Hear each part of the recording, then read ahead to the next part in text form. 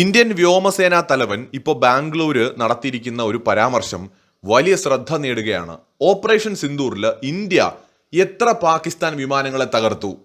എനിക്ക് തോന്നുന്നു പ്രതിപക്ഷ നേതാക്കളൊന്നും ചോദിക്കാത്തൊരു ചോദ്യമായിരുന്നു പാർലമെന്റിൽ. ഇന്ത്യക്ക് എത്ര എണ്ണം പോയി എന്നായിരുന്നു അവർക്ക് അറിയേണ്ടത്. ഇന്ത്യ എത്ര തകർത്തു എന്ന് ആർക്കും അറിയണ്ട. പക്ഷെ ഇപ്പോൾ നമ്മുടെ എയർഫോഴ്സിന്റെ ചീഫ് തന്നെ, അതായത് വ്യോമസേനാ മേധാവി തന്നെ ഈ കാര്യങ്ങൾ വെളിപ്പെടുത്തുകയാണ്. കൺഫേം ആയിട്ടുള്ള കാര്യമാണ് അദ്ദേഹം പറയുന്നത്. അദ്ദേഹം വന്ന് വെറുതെ പറയില്ല. ഇന്ത്യ പാകിസ്ഥാന്റെ 5 ഫൈറ്റർ ജെറ്റുകൾ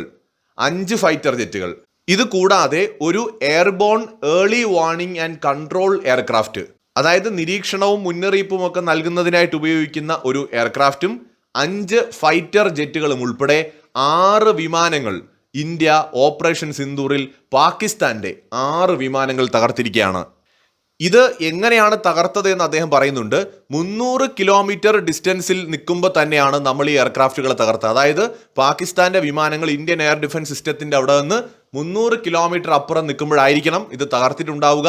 അദ്ദേഹം പറയുന്ന ഒരു കാര്യം, ഇത് ഏറ്റവും വലിയ സർഫസ് ടു എയർ ആക്രമണമായിട്ടാണ്. അതായത് ഭൂമിയിൽ നിന്ന്, നമ്മുടെ എയർ ഡിഫൻസ് സിസ്റ്റങ്ങളിൽ നിന്ന് തൊടുത്ത മിസൈലുകളാണ് ഈ പറയുന്ന യുദ്ധവിമാനങ്ങളെ തകർത്തത്. ആകാശത്ത് വെച്ച് നടന്ന ഡോഗ് ഫൈറ്റിലല്ല, അല്ലെങ്കിൽ വിമാനങ്ങൾ തമ്മിലുണ്ടായ ഫൈറ്റിലല്ല, മറിച്ച് ഇന്ത്യയിൽ ഉണ്ടായിരുന്ന എയർ ഡിഫൻസ് സിസ്റ്റംസ് പാകിസ്ഥാൻ യുദ്ധവിമാനങ്ങളെ കൃത്യമായി കണ്ടെത്തി തകർക്കുകയായിരുന്നു. ഇത് ഏറ്റവും വലിയ സർഫസ് ടു എയർ കില്ലെന്നാണ് അദ്ദേഹം ഇതിനെക്കുറിച്ച് പറഞ്ഞത്. അതായത് വലിയൊരു വിജയം. ഈ പാകിസ്ഥാന്റെ തന്ത്രപ്രധാനമായ മിലിറ്ററി ബേസുകളും എയർ ബേസുകളും ആക്രമിക്കുക മാത്രമല്ല, ഭീകരവാദ കേന്ദ്രങ്ങൾ തകർക്കുക മാത്രമല്ല, അവരുടെ യുദ്ധവിമാനങ്ങളെ കൃത്യമായിട്ട് ആക്രമിച്ച് തകർക്കാൻ ഇന്ത്യയുടെ വ്യോമ പ്രതിരോധ സംവിധാനങ്ങൾക്ക് കഴിഞ്ഞുവെന്നും 6 വിമാനങ്ങളെ അത്തരത്തിൽ നമ്മൾ താഴെയിട്ടു എന്നുമാണ് ഇപ്പോൾ കൺഫേം ചെയ്തിരിക്കുന്നത്. വെറുതെ വരുന്ന ഊഹാപോഹമല്ല, കൺഫേംഡ് ന്യൂസാണ്.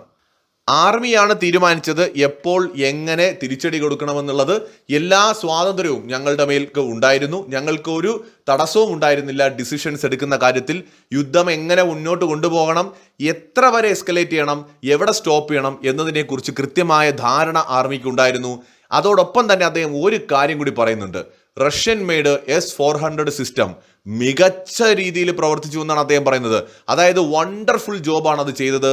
ഈ സിസ്റ്റം ഇന്ത്യയുടെ ഈ നീക്കങ്ങൾക്ക് കരുത്തു പകരുക മാത്രമല്ല, പാകിസ്ഥാൻ എയർക്രാഫ്റ്റുകളെ അടിച്ചിടുന്നതിലും വലിയൊരു പങ്ക് S-400 സിസ്റ്റവും വഹിച്ചിട്ടുണ്ട് എന്ന സൂചനയാണ് ഇപ്പോൾ നമ്മുടെ എയർഫോഴ്സിന്റെ ചീഫ് നൽകുന്നത്.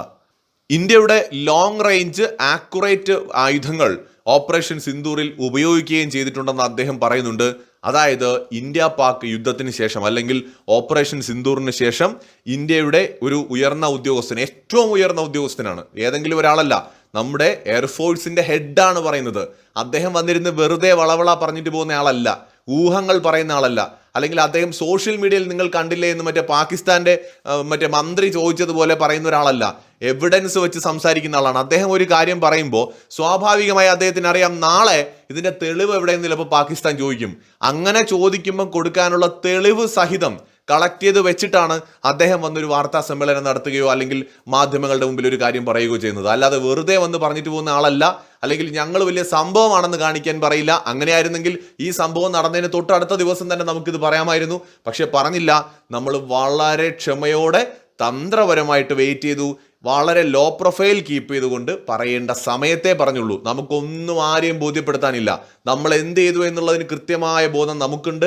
അടി കിട്ടിയ പാകിസ്ഥാനുണ്ട്, ഇത് കണ്ട ചൈനയ്ക്കുണ്ട്, റഷ്യയ്ക്കുണ്ട്, അമേരിക്കയ്ക്കുണ്ട്, ലോകരാജ്യങ്ങൾക്കൊക്കെ അറിയാം ഇന്ത്യ എന്താണ് പാകിസ്ഥാനെ ചെയ്തത് എന്ന്. അപ്പോൾ ഏതെങ്കിലും മാധ്യമങ്ങൾ പടച്ചുവിടുന്ന വാർത്തകൾ ഇന്ത്യയെ ബാധിക്കുന്ന കാര്യമേ അല്ല. ഇന്ത്യയുടെ ശക്തി എന്താണെന്നുള്ളത് ഈ വിഷയങ്ങളെ സസൂക്ഷ്മം നിരീക്ഷിക്കുന്ന സകല രാജ്യങ്ങൾക്കും മനസ്സിലായിട്ടുണ്ട്. അപ്പോൾ ഇപ്പോൾ നമ്മുടെ എയർഫോഴ്സിന്റെ ചീഫ് പറയാണ്, 6 പാകിസ്ഥാൻ വിമാനങ്ങളെ ഞങ്ങൾ വീഴ്ത്തി. അതിൽ 5 എണ്ണം ഫൈറ്റർ ജെറ്റുകളായിരുന്നു, 1 എണ്ണം airborne early warning and control എയർക്രാഫ്റ്റുമാണ്. ഇതിനു പുറമെ ഈ പാകിസ്ഥാന്റെ എയർ ബേസുകളിൽ ഇന്ത്യ ആക്രമണം നടത്തിയില്ലേ, അവിടെ അവർക്ക് നാശനഷ്ടം ഉണ്ടായിട്ടില്ലേ? ഉണ്ടായിട്ടുണ്ടാകും. അവിടെയും അവർക്ക് നിരവധി എയർക്രാഫ്റ്റുകൾ നഷ്ടപ്പെട്ടിട്ടുണ്ടാവും.